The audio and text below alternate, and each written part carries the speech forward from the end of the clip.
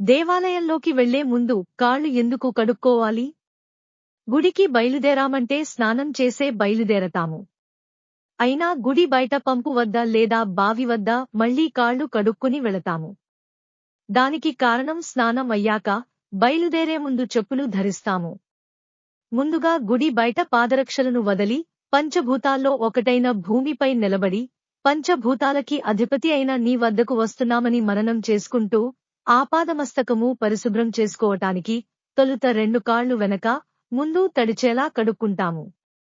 3 సార్లు పుక్కిలించి నీటిని బయటికి వదలాలి.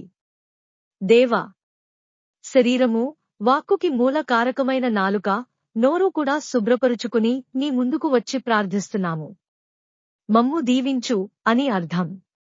అందుకే దేవాలయంలోకి వెళ్లే ముందు కాళ్ళు, నోరు శుభ్రపరుచుకుని దర్శించుకోవాలి.